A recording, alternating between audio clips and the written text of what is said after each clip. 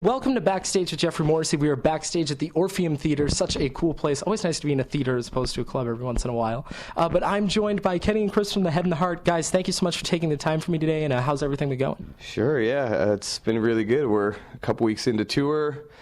First time we've been out on the road for a while. Took a long break last year, and so it's nice to get back into a rhythm and, yeah. Well, and that long break was fruitful. It did produce an album, Signs of Light. You guys, I understand, went to L.A. to sort of record this, lived in like a house. How did that sort of have an effect on the record, if that makes sense? We wrote the songs kind of all over. John, for a little while, was living in Los Angeles early on before we all met up.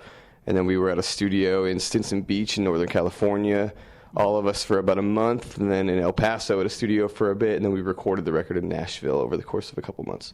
So we kind of were in like several different places at different times writing and recording together.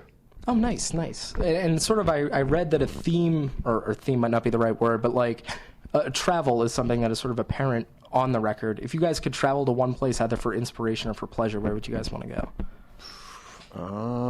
Probably Hawaii, just for vacation. It's probably like my favorite spot, just to take a break from everything. But I know there's more, adventurous places, but I went last summer and I'm dying to go back.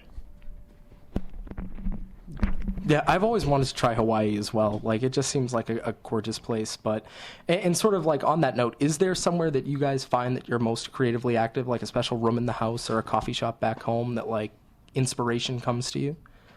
Not really for me. I think it just depends on the day and time, and sometimes inspiration can just come out of nowhere and you could be anywhere. But there's not really a specific place that I think of that I go to find that, Speaking of Hawaii, we had talked about like recording out there or writing out there. It is really expensive, but I think one thing we noticed making this record was like most of the writing we did in California, and I feel like being the two records previous we wrote in Seattle, and I feel like it's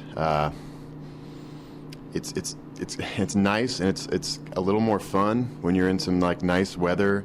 When like you have like a 20-minute break and you can like look at the ocean, or you have like an hour and you can like go swimming in the like, it kind of changes the whole atmosphere when you're writing. And I think this record especially like feels a lot warmer than our previous records, if that makes sense. I think a lot of it is just like where we were when we were recording. So I know we've joked about it, but Hawaii would be. I think Mick Fleetwood has a studio out there. Got to get in touch with him. That would be a match made in heaven. I'm already excited about just the idea of that. But I mean, that also raises an interesting point. I mean, Seattle is such a musically rich, and when you think of Seattle, you obviously think of all the bands that have come out of there. Is it almost tougher to like try and make music there? Tougher to carve out your own path when there's just so much good music around you? I kind of don't think so. I mean, it feels like there is a lot of people playing music, but it's a lot of people playing music together. It's a lot of people like you're constantly playing shows with these other musicians, and half of them are like your roommates. It feels very more so than like I would think like an LA, New York feels really tough to like start a band and be a band. Yeah. And there's so many bands in Seattle that. Yeah, sorry. Yeah, I was gonna say I grew up in LA and know so many people who were in bands or have been in bands, and moving to Seattle, seeing the community immediately and how you can, if you're any good, you can play in Seattle and actually be seen. And I think if you're in LA or New York, a lot of it has to be lucky and being at the right place in the right time, and not as much of just like your ability or talent. And so I think Seattle, even though there's so much music, it is such a big community of musicians, and everybody kind of is in it together. And so if you play a lot and are around town, you're going to be seen, and if you're any good, you're going to go somewhere with it, which is awesome. Yeah, that sounds like the ideal situation. Yeah. And then so for Signs of Light, you guys this is your third album. You've recorded 2 already. I don't know why I just explained that. So what separates Signs of Light from your previous 2 records? As far as the process, I mean, the first record for any group is the first record, and you always hear it's like the stereotypical saying that you have your whole life to write your first record and then 2 years to write your second or whatever, you know? Yeah. So the first one kind of just came out of fun. Like, we were just enjoying what we were doing. We weren't planning on anything. We weren't thinking about getting a record deal or touring the world or whatever. It was just, this is what we do next step. Second record was a little more thought out because we, at that point, did have people like managers and a label who were, you know, telling us this is what you have to do and this is what timeline you have to do it. And so we kind of finished touring and went into the studio knowing what we were going to be doing and recorded it. And then this third record, I think a huge difference is that we had the ability to take a big chunk of time away from that. You know, we had like almost enough power to be able to say like, okay, this time around we're taking time off no matter if you guys want us to or not, because we need to. Yeah. And I think you hear it in the record, and we all had a great time writing it and recording it, and it's been super positive ever since then. And yes, it's been a great experience. Perfect. And in these interviews, sort of, journalists always like run with like one specific quote, if that makes sense, and then just keep asking you about it. What is like a theme or something that you wish people picked up more with the record, or, you know, maybe something that people focused on less, or what would you like to clarify about the record? That might be a better way of phrasing that. I haven't really heard any like super generalized things necessarily. I hope people have fun with it. I feel like we had a lot of fun making it. I feel like the songs are pretty positive. I mean, there's some, you know, there's realness in it, and there's, you know, some dark moments, but that's fucking, life, I guess. Yeah, I think maybe, you know, it's definitely like the first album where we've had a lot of resources as far as like first time working with a producer, first time like being in like a really nice studio in that kind of environment. So it sounds like we worked with some, you know, super, I mean, not that we haven't worked with professionals in the past, but it sounds like we're working with people that know what they're doing. So it sounds, you know, a little cleaner, a little like, you know, it's not as like homemade as maybe the previous records. But I think that's just part of growing as a band and wanting to like experience new ways of recording, new ways of writing, and I think we all had a blast doing it. So, well, that's awesome. That's great to hear. So, your music is intensely personal. I feel like everyone is able to sort of connect with, you know, a lot of your songs. What is the song that people always come up to you and be like, you know, this song really inspired me, this song really hit it off with me? And it can be different for both of you, but I feel like that must happen a lot. Yeah, and you hear like a lot of times it shows people, you know, people get excited and they'll like shout out, you know, what song they want to hear. And there's definitely a couple, like I think Rivers and Roads is a big one that's meant a lot to a lot of people, including us. And but then you have like Winter Song off our first record. I think a lot of people can relate to. I feel like Library Magic on the new record is one of those songs that it's like super personal, but I feel like people can really get into.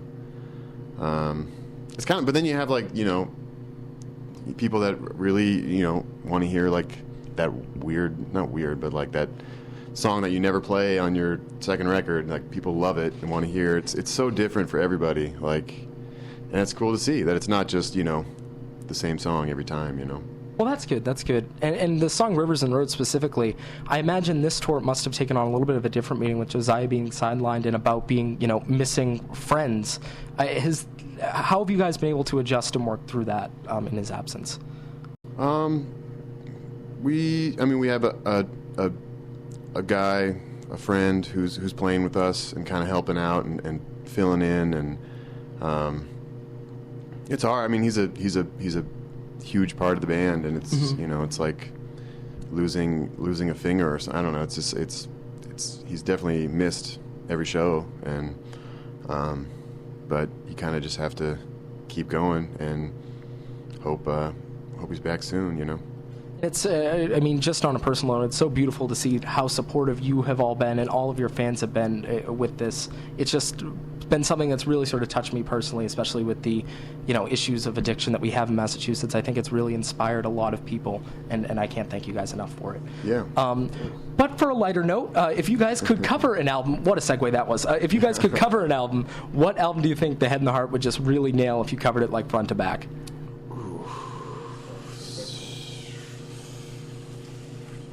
Like, Like what I would like to cover, or what I think we would cover well? We can do both. We can do both. I've always said my favorite record ever, even though I've listened to it so many times now that I don't listen to it very often anymore, but is Abbey Road, and just the second half of that record, how much I love the transitions between every song and how it all kind of is this huge like opus. I always thought whether or not we would be the band that would make it sound great, that would be so fun to like pick that apart and like do, cover it. So I'd say that one. But again, I don't think we would completely crush covering Abbey Road. That might be I don't know. You got one? I feel like I want to pick a Fleetwood Mac record. Yeah. But then we did a Fleetwood Mac cover once, and it was it was the worst thing we've ever done. What song did you all cover? Was it Go Your Own Way, maybe? Oh, I could so hear that though. It was also too like right, yeah. Yeah, it was totally our fault. We did this session. It was a while. It was like 4 years ago, probably. And we had weeks notification. We were in the middle of tons of touring, and we just procrastinated and didn't learn it until like the day before we had to do the session. So we went into it just like not prepared at all, and it was totally our fault. And I think it was like early in the morning too, so we were all grumpy and tired. It was like the saddest thing. I feel like everybody that worked at that station thought we were just a bunch of jerks, but it was totally just in the middle of exhausting chunk of touring and procrastinating and not learning the song as well as we should have. If it makes you feel any better, I feel like I have searched to like see that, because when I heard it, it's not online. At least from what I They probably took it down. Yeah, it's not accessible on YouTube. So I guess that's a blessing for y'all. Anyone you think would like really knock it out of the park with the Head and Heart album? Like anyone you'd like to see like take on your songs? A call to action for all artists listening that have a session coming up in a few weeks. I feel like someone like super different, I think would be pretty cool. I don't know who I would pick, but some like electronic band or something like, you know what I mean? Something just like kind of weird. I don't know. I think there is a recording online of some metal band that recorded our whole first record. Really? I forget what they're called. Yeah, it's really super random. I forget even. It's like the head.